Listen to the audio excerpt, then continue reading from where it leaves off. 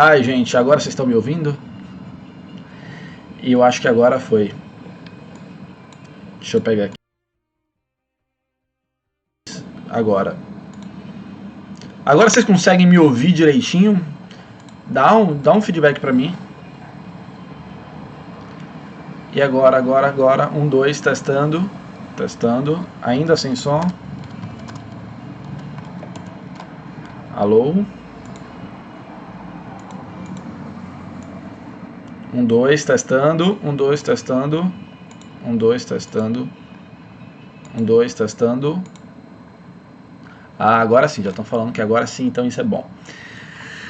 Problemas técnicos, então. Primeiramente, boa noite, bem-vindo. Eu estou muito feliz que você está aqui hoje no show. E eu tinha programado algumas coisas diferentes, algumas coisas assim incríveis pra gente fazer hoje, aparecer coisas pulando na tela, e até uma interação bacana aqui hoje. Só que o software que eu preparei tudo isso, não sei porque não estava indo pro ar, não estava indo pro YouTube. Mas, mesmo assim a gente vai dar nosso jeito, mesmo assim a gente vai aqui fazer diferente, fazer com que essa noite seja incrível.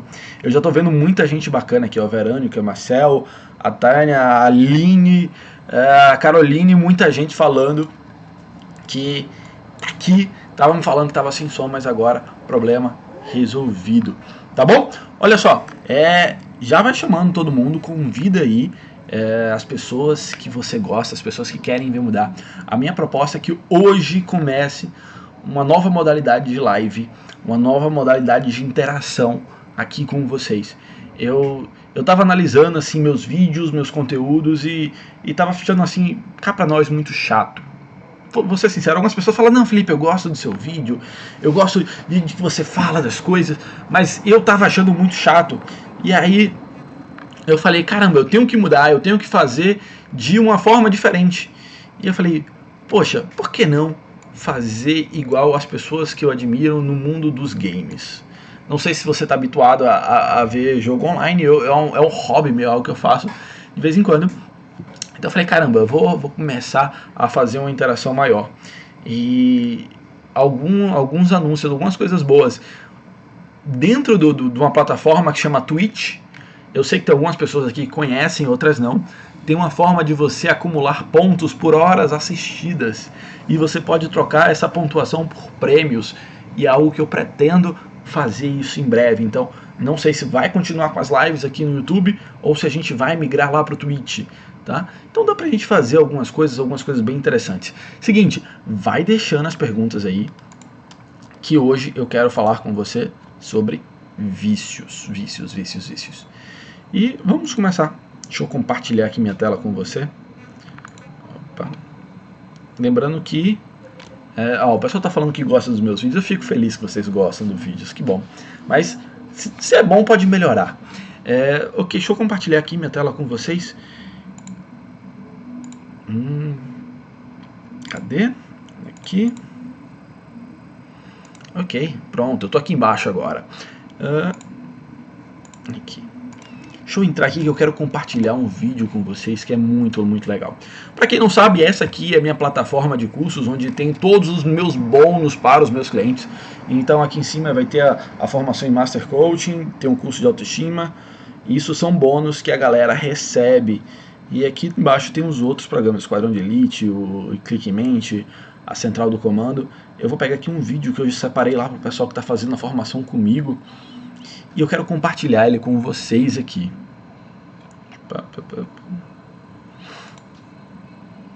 Não é isso não. Aqui.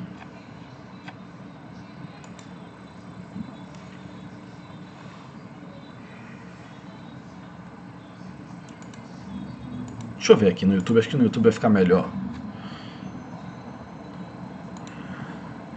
Galera, é um vídeo com legenda, tá? Deixa eu ativar a legenda aqui.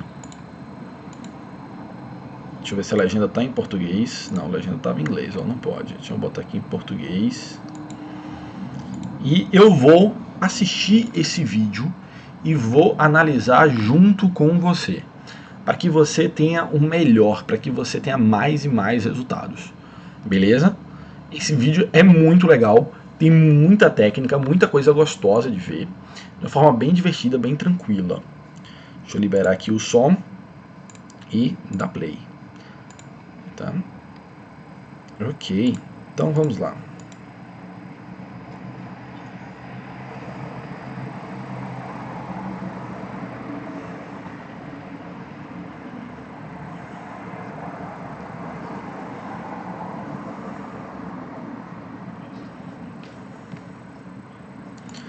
Só por curiosidade, vocês estão conseguindo ouvir o som do vídeo aí?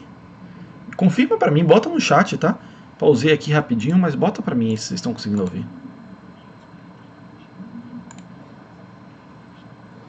About it a lot lately, partly because it's now exactly 100 years since drugs were first banned in the United States and Britain, and we then imposed that on the rest of the world. It's a century since we made this really fateful decision to take addicts and punish them and make them suffer because we believed that would deter them, it would give them an incentive to stop. And a few years ago, I was looking at some of the addicts in my life who I love and trying to figure out if there was some way to help them. And I realized there were loads of incredibly basic questions I just didn't know the answer to. Like, what really causes addiction? Why do we carry on with this approach that doesn't seem to be working? And is there a better way out there that we could try instead? So I read loads of stuff about it, and I couldn't really find the answers I was looking for. So I thought, okay, I'll go and sit with different people around the world who've lived this and studied this and talk to them and see if I can learn from them. And I ended up, I didn't realize... Fazer uma pausa aqui rapidinho. Ele vai falar aqui sobre drogas, tá? Só que hoje tem pesquisas que apontam que o vício em açúcar é muito semelhante ao vício da droga. Então presta atenção aqui, porque você vai pegar muitas sacadas, muitas reflexões dessas pesquisas que ele vai trazer, tá? I realized I would end up going over 30,000 miles at the start, but I ended up going and meeting loads of different people, from a transgender crack dealer in Brownsville, Brooklyn, to a scientist who spends a lot of time feeding hallucinogens to mongooses to see if they like them. It turns out they do, but only in very specific circumstances. To the only country that's ever decriminalized all drugs, from cannabis to crack, Portugal. And the thing I realized that really blew my mind is almost everything we think we know about addiction is wrong. And if we start to absorb the new evidence about addiction, I think we're going to have to change a lot more than our drug policies. But let's start with what we think we know, what I thought I know, right? Let's think about this middle row here, right? Imagine all of you, for 20 days now, went off and used heroin 3 times a day. Some of you look a little bit more enthusiastic than others at this prospect. Don't worry, it's just a thought experiment. Imagine you did that, right? What would happen? Now, we have a story about what would happen that we've been told for a century. We think because there are chemical hooks in heroin, as you took it for a while, your body would become dependent on those hooks, you'd start to physically need them, and at the end of those 20 days, you'd all be heroin addicts, right? That's what I thought. Fazer uma outra pausa aqui. Observe, tá vendo que ele falou das 20 dias? Tem muita gente que fala dos 21 dias. Eu tenho um desafio de 21 dias. E muita gente cai na ilusão que se fizer uma dieta por 21 dias, um processo de emagrecimento por 21 dias, academia por 21 dias, vai entrar na mente magra. E olha o que ele diz agora. First thing that alerted me to the fact something not right with this story is when it was explained to me, if I step out of this TED Talk today and I get hit by a car and I break my hip, I'll be taken to hospital and I'll be given loads of diamorphine. Diamorphine is heroin. It's actually much better heroin than you're ever going to buy on the streets, because the stuff you buy from a drug dealer is contaminated, actually very little of it is heroin, whereas the stuff you get from the doctor is medically pure. And you'll be given it for quite a long period of time. There are loads of people in this room who may not realize that you've taken quite a lot of heroin, right? And anyone watching this anywhere in the world, this is happening. And if what we believe about addiction is right, those people are exposed to all those chemical hooks. What should happen? They should become addicts. This has been studied really carefully. It doesn't happen. You will have noticed if your grandmother had a hip replacement, she didn't come out as a junkie. And when I learned this, it just seemed so weird to me, so contrary to everything I'd been told, everything I thought I knew. I just thought it couldn't be right. Until I went and met a man called Bruce Alexander, who's a professor of psychology in Vancouver, who carried out an incredible experiment that I think really helps us to understand this issue. Professor Alexander explained to me, the idea of addiction we've all got in our heads, that story, comes partly from a series of experiments that were done earlier in the 20th century. They're really simple experiments. You can do them tonight when you go home if you feel a little bit sadistic. You get a rat and you put it in a cage. and you give it 2 water bottles. One is just water, and the other is water laced with either heroin or cocaine. If you do that, the rat will almost always prefer the drugged water and almost always kill itself quite quickly. So there you go, right? That's how we think it works. In the 70s, Professor Alexander comes along and he looks at this experiment and he noticed something. He said, we're putting the rat in an empty cage. It's got nothing to do except use these drugs. Let's try something a bit different. So Professor Alexander built a cage that he called Rat Park, which is basically heaven for rats, right? They've got loads of cheese, they've got loads of colored balls, they've got loads of tunnels. Crucially, they've got loads of friends, they can have loads of sex, and they've got both the water bottles, the normal water and the drugged water. But here's the fascinating thing. In Rat Park, they don't like the drugged water. They almost never use it. None of them ever use it compulsively. None of them ever overdose. You go from almost 100% overdose when they're isolated to 0% overdose when they have happy and connected lives. Now, when he first saw this, Professor Alexander thought, maybe this is just a thing about rats. They're quite different to us, maybe not as different as we'd like, but, But fortunately, there was a human experiment into the exact same principle happening at the exact same time. It was called the Vietnam War. In Vietnam, 20% of all American troops were using loads of heroin. And if you look at the news reports from the time, they were really worried because they thought, my God, we're going to have hundreds of thousands of junkies on the streets of the United States when the war ends. It made total sense. Now, those soldiers who were using loads of heroin were followed home. The Archives of General Psychiatry did a really detailed study, and what happened to them? It turns out they didn't go to rehab. They didn't go into withdrawal.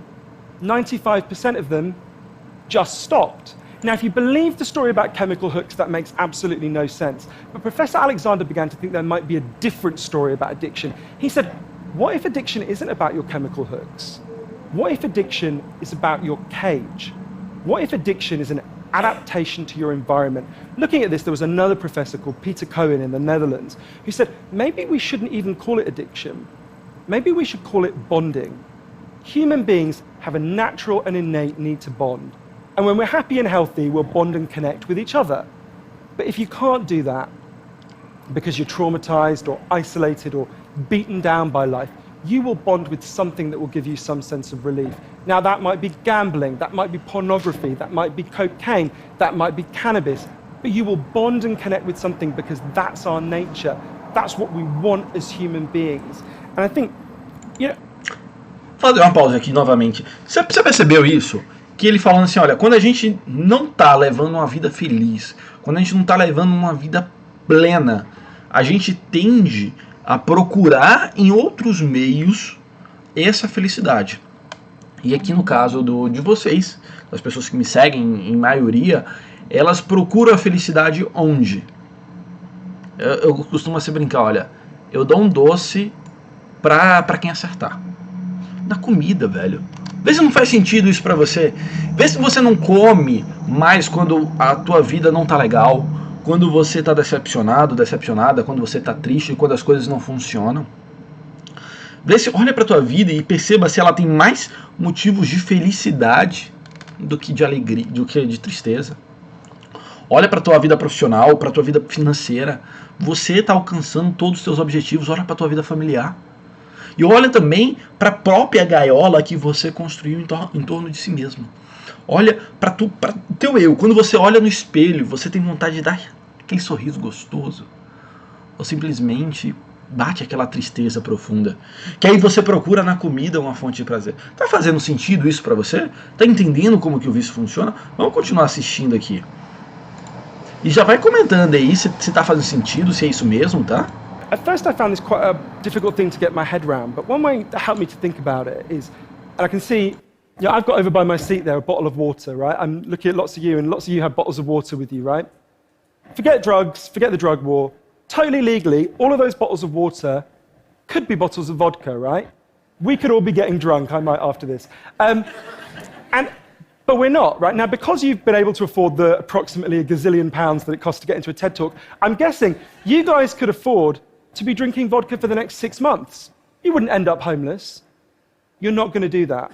And the reason you're not going to do that is not because anyone's stopping you.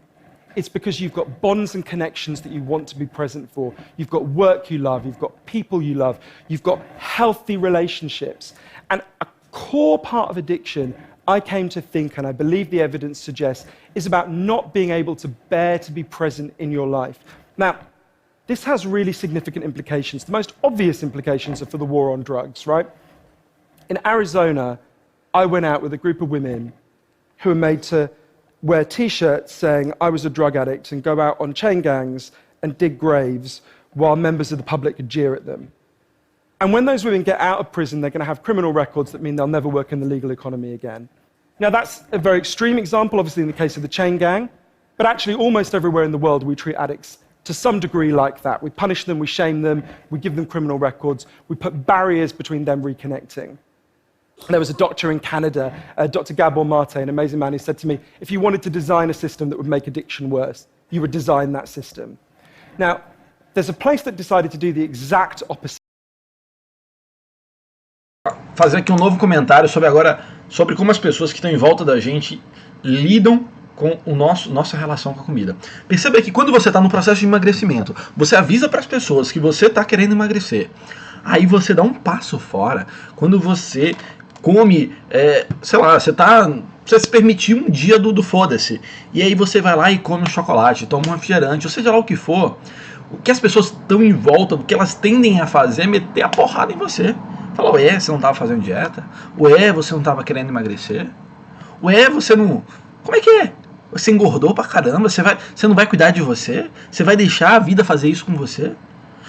É a mesma situação, você acaba sendo humilhado, acaba sendo pressionado, acaba pessoas vindo quase com um chicote dando porrada nas tuas costas.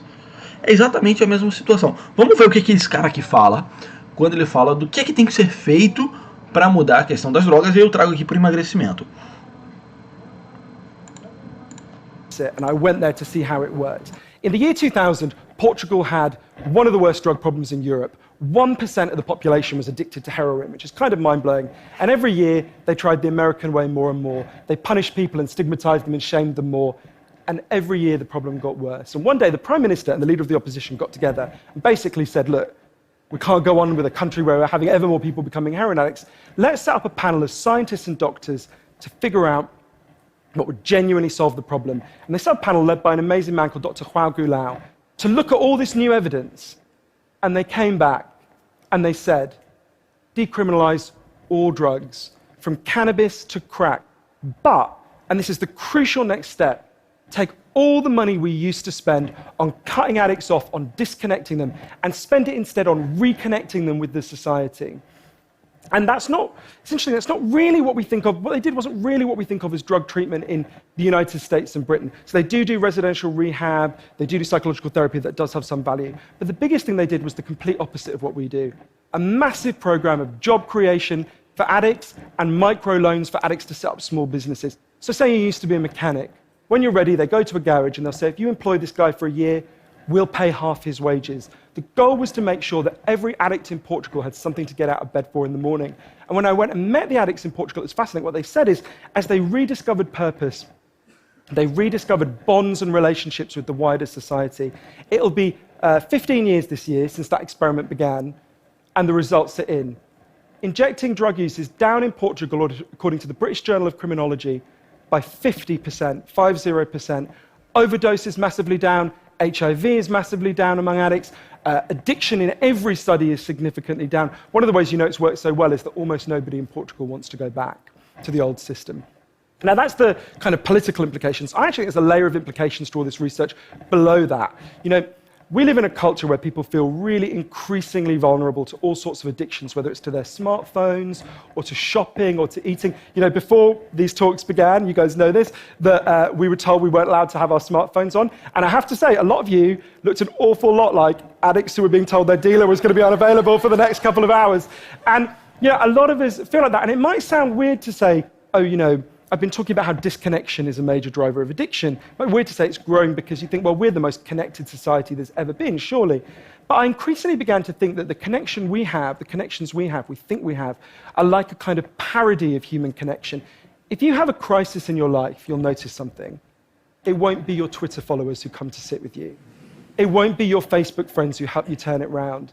It'll be your flesh and blood friends who you have deep and nuanced and textured face-to-face relationships with. And I think there's a study I learned about from Bill McKibben, the environmental writer, I think tells us a lot about this. It looked at the number of close friends the average American believes they can call on in a crisis. That number has been declining steadily since the 1950s. The amount of floor space an individual has in their home has been steadily increasing. And I think that's like a metaphor for the choice we've made as a culture, right? We've traded floor space for friends, we've traded stuff for connections, and the result is that we are one of the loneliest societies there has ever been. And yet, Bruce Alexander, the guy who did the Rat Park experiment, says, we talk all the time in addiction about individual recovery, and it's right to talk about that, but we need to talk much more about social recovery. Something's gone wrong with us, not just as individuals, but as a group. And we've created a society where, for a lot of us, life looks a whole lot more like that isolated cage and a whole lot less like Rat Park. But if I'm honest, this isn't why I went into it, right? I didn't go in to discover the political stuff, the social stuff. I wanted to know how to help the people I love. And when I came back from this long journey and I'd learned all this, I looked at the addicts in my life, and if you're really candid, it's hard loving an addict, and there's going to be lots of people who know in this room you're angry a lot of the time. And I think one of the reasons why this debate is so charged is because it runs through the heart of each of us, right? Everyone has a bit of them that looks at an addict and thinks, I wish someone would just stop you. And the kind of script we're told for how to deal with the addicts in our lives is typified by, I think, by the reality show Intervention. If you guys haven't seen it, I think everything in our lives is typified by reality TV, but that's another TED Talk. If you've never seen the show Intervention, it's a pretty simple premise. You get an addict, all the people in their life, gather them together, and say, if you don't shape up, confront them with what they're doing, and they say, if you don't shape up, we're going to cut you off, right? So what they do is they take the connection to the addict and they threaten it. They make it contingent on the addict behaving the way they want. And I began to see why that approach doesn't work. And I began to think that almost that's like the importing of the logic of the drug war into our private lives. So I was thinking, well, how can I be Portuguese, right? And what I try to do now, and I can't tell you I do it consistently, and I can't tell you it's easy, is to say to the addicts in my life that I want to deepen the connection with them, to say to them, I love you whether you're using or you're not. I love you whatever state you're in, and if you need me, I'll come and sit with you, because I love you and I don't want you to be alone or to feel alone.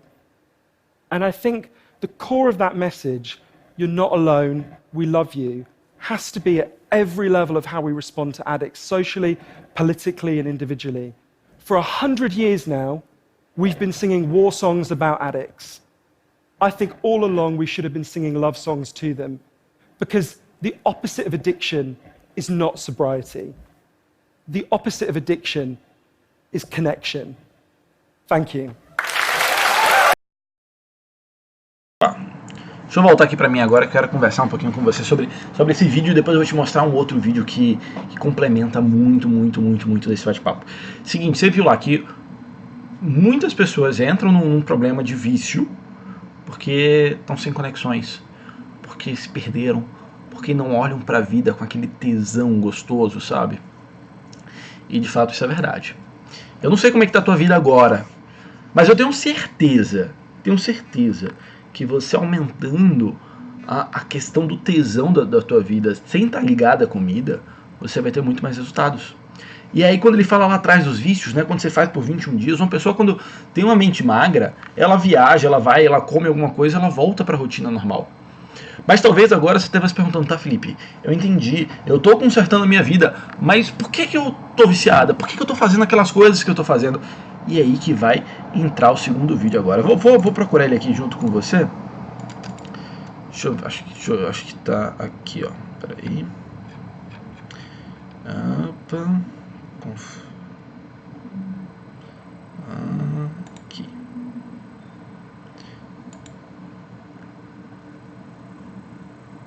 Esse aqui. Não, aqui, ó.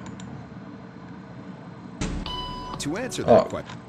E aqui tem um jogo, esse aqui é de um documentário chamado Brain Games, sobre conformidade social.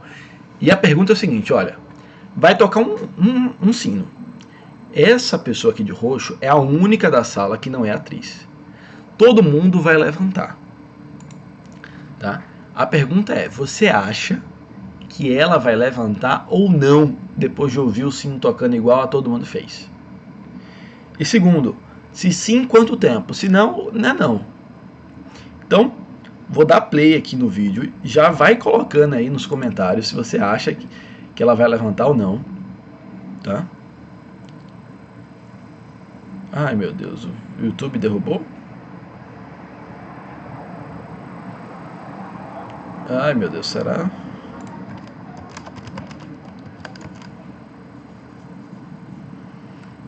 Gente, será que o YouTube derrubou ou não? Estão falando aqui no chat que o YouTube derrubou. Eu mesmo, no seu lugar, não acreditaria nessas 3 histórias. Gente. Mas eu vim com os meus... Ai meu Deus, o YouTube derrubou? Bom, aqui pra mim tá aparecendo ok. Então eu vou fazer aqui, né? Ok, deixa eu dar play aqui no vídeo. Question. We set up a hidden camera experiment to see if this woman would stand up at the sound of this tone, simply because everyone else is. You might be thinking you'd never go along with this. Or would you?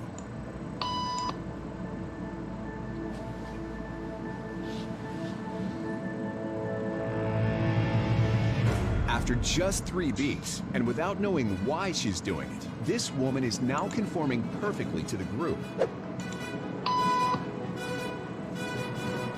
But what happens if we take the group away? Elaine, please.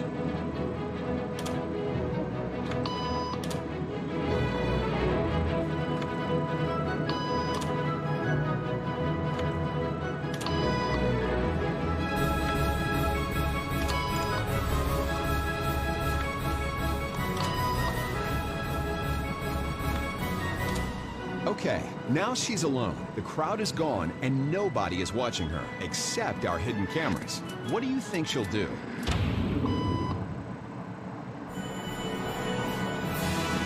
She's now conforming to the rules of the group without them even being there. Now, watch what happens when we introduce another outsider who doesn't know the rules. Have a seat and they'll be out in just a couple minutes. Great. Thanks so much.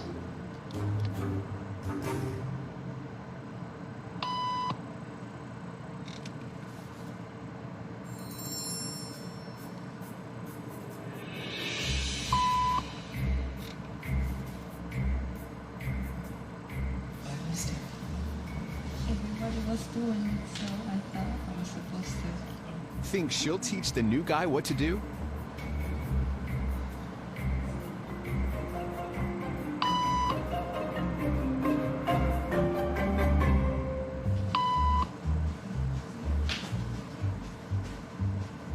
We kept the cameras rolling as more unsuspecting patients arrived.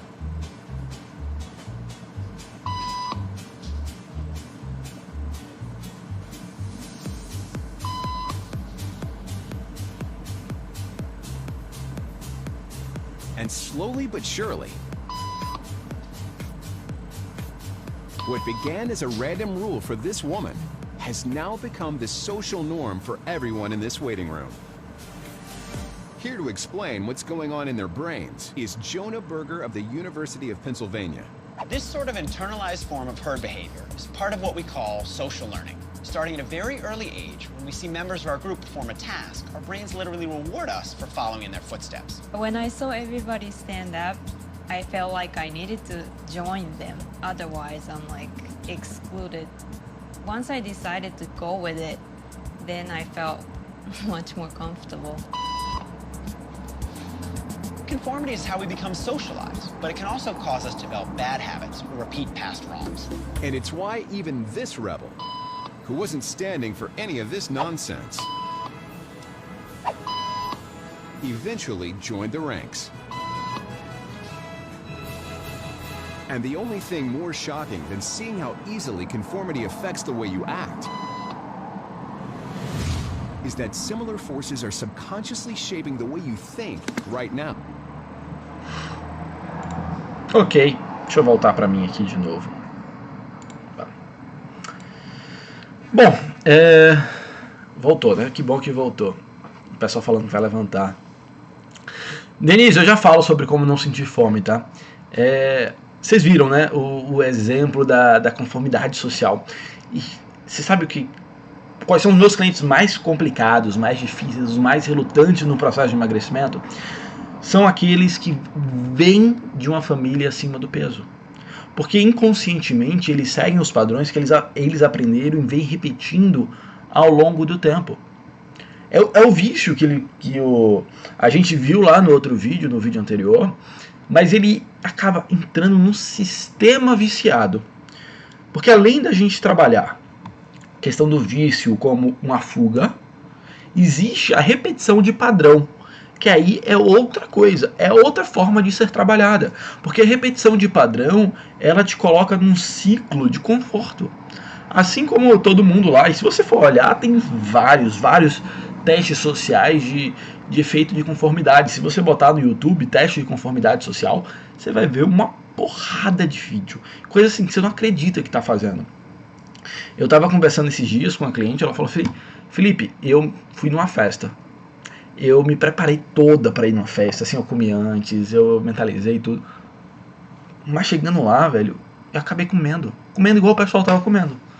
E eu voltei para casa e não sei por que eu continuei comendo. E aí, depois que eu mostrei esse vídeo pra ela, fez total sentido. Porque o que acontece? A nossa mente, ela quer isso. A nossa mente quer ser igual a todo mundo, ser igual aquelas pessoas que estão do nosso lado. Velho, e vou te falar uma coisa. Hoje, mais de 50% da população brasileira está acima do peso. É muito mais fácil você encontrar uma pessoa acima do peso do que uma pessoa dentro do peso. Se a gente for olhar para aquelas pessoas que são magras e que se cuidam, que levam uma vida saudável, esse é um número muito pequeno. Então é muito mais difícil a gente estar no meio de pessoas saudáveis. Então qual meio que a gente geralmente está? No meio de pessoas que não são saudáveis, no meio de pessoas que querem inconscientemente aumentar o peso, repetir. E aí, quando você junta os dois conteúdos, o que acontece? Se a pessoa lá, um grupo que está insatisfeito com a vida, fica reclamando de tudo, tá? E aí, essa pessoa vai lá e começa a comer. Aí se reúne com outras pessoas. Aí quando você se vê no grupo, você está comendo igual a todo mundo. Se você vem de uma família assim, é a mesma coisa. E fazer diferente dói. Fazer diferente faz a gente se sentir estranho. Mas você precisa estar com tua mente elevada, tua consciência elevada, tua autopercepção elevada, para você não repetir igual todo mundo repete. Assim, tá fazendo sentido isso para você?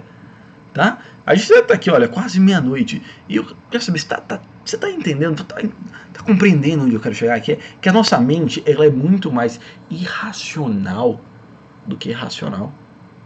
E aí as pessoas acham que é só seguir dieta. Velho, se você desconsiderar esses dois vídeos que eu te mostrei aqui, você não vai conseguir fazer dieta nunca. Você não vai conseguir fazer atividade física nunca. Tá aqui, ó, na cabeça. A Denise perguntou, Felipe, como que eu faço para controlar a minha mente para não sentir fome? Aproveitar e falar disso, olha, a fome, ela tem alguns fatores. Primeiro que tem um fator biológico, um fator daquilo que você come. Alguns alimentos vão gerar mais fome. Carboidratos simples vão gerar mais fome. Gorduras boas e proteínas vão te dar um efeito maior de saciedade. Então, o primeiro ponto é olhar a qualidade que você come. Segundo, a gente vai para os fatores que não são biológicos, que são mentais, da cabeça. Tá? E tem gente que bota aí 1000 tipos de fome. Eu resumo o seguinte, a fome é a busca pelo prazer. A fome que não é física, que não é biológica, é uma busca pelo prazer. É uma busca, pode ser de um desses dois vídeos. Ou você está comendo para fazer parte do grupo, de forma consciente ou não. Tá? Eu como em casa pão porque minha família sempre comeu pão. Eu tenho uma cliente japonesa que ela fala assim, Felipe, como é que eu tiro o arroz da minha vida? Eu falei, tirando? E aí a gente foi desenvolvendo uma série de técnicas, uma série de ferramentas que ela conseguisse ficar sem o arroz, porque ela, dentro da cultura japonesa, o arroz é muito forte. Né? Então foi um trabalho, foi todo um processo. tá? E segundo, olhar para a tua vida. A tua vida está sendo uma vida feliz, está sendo uma vida gostosa, está sendo uma vida que você olha para ela e fala assim, caralho, eu tenho uma vida incrível. Ou você olha e fala, caralho, porra, mais um dia, velho. Não aguento mais esta porra. Não aguento mais esse trabalho, não aguento mais essas crianças gritando no meu ouvido, não aguento mais esse marido gordo na minha frente. Como é que está a tua vida? Olha para todos os aspectos. Os principais aspectos da tua vida. Pessoal, como você se sente em relação a você. Financeiro, quanto na tua parte de grana mesmo no bolso. Profissional. E outra é social. Social envolve como estão as tuas relações com as outras pessoas, como estão os teus relacionamentos. Envolve como que você interage com o meio. Então olha esses quatro aspectos, esses 4 grandes áreas da tua vida. Identifica com aquele que não está legal e começa a agir nele. O problema maior está quando as pessoas elas entram num conflito interno. Eu até tenho um vídeo que eu postei recentemente sobre conflito interno que fala o seguinte, dá um exemplo, você trabalha para sustentar a tua família. Você gosta muito da tua família, mas você detesta o seu trabalho. E você precisa do seu trabalho para sustentar a tua família que você gosta. Esse é um conflito interno muito, muito grande. E aí você começa a se destruir por dentro, porque tem uma coisa que você valoriza muito, que é a família, mas você não pode deixar o trabalho que é ruim por causa da família. E o efeito de amor é um efeito de destruição também. Então isso é algo que você tem que prestar atenção. Isso é algo que você tem que fazer para olhar. Gente, seguinte, 40, olha, de live tem um pouco menos, mas já tem aqui uns 47 minutos que já tá aí ao vivo. Seguinte, eu tô querendo fazer lives assim, interativas, perguntando, eu tô querendo assistir junto com vocês Quilos Mortais. Eu já passei o olho algumas vezes, eu tô querendo ver os reality shows de emagrecimento e a gente ir aqui comentar, analisar junto. Eu acho que vai ser legal, acho que vai ser interessante. Tô querendo fazer sempre por volta aí de 11 horas da noite. Fica legal para vocês? O que vocês acham dessa ideia? Talvez uma vez por semana fazer algo mais cedo. Talvez lá pela Twitch, talvez por aqui. Mas eu quero que seja um ponto de encontro da gente, sentar, conversar, relaxar. Talvez dar algumas vezes. Eu quero trazer uma coisa engraçada. Acho que eu vou trazer um dia assim, piadas de gordo. Né? Ver alguns comediantes que trazem coisas para relaxar, para distrair, porque eu quero que seja uma coisa leve, uma coisa, sabe, mais de boa mesmo. Tranquilo? Então, seguinte, ó, pô, mas silêncio chegou agora, tá acabando a live. Se você viu essa live aqui, se você chegou no final, no meio, se você se derrubou e você pegou depois, vê essa live de novo, tem muito conteúdo legal, tem muita experiência legal aqui. E eu vou anunciar direitinho, pelo menos uma vez por semana, eu quero fazer um encontro como esse pra gente assistir coisas e eu vou comentar em cima daqueles conteúdos que eu assisto. Ó, quem faz faculdade só pode ir depois das 10. De fato, talvez seja um horário, umas 10, 11 horas, mas tem gente que acorda também 5 horas da manhã, então é complicado. Mas de qualquer forma, vai ter a gravação pra gente ver, interagir e tal. Eu tô querendo fazer isso com uma certa frequência. E depois eu vou ver se eu boto as animações, as coisas. E se vocês tiverem alguma ideia, me manda. Eu tô querendo talvez fazer uma consulta ao vivo, trabalhar uma pessoa ao vivo e mostrar aqui pra vocês como é que funciona a reprogramação da mente. Bom, por hoje é isso. E eu te vejo aí esses dias. Entra lá no WhatsApp que você vai ficar por dentro das próximas novidades. Tchau, gente!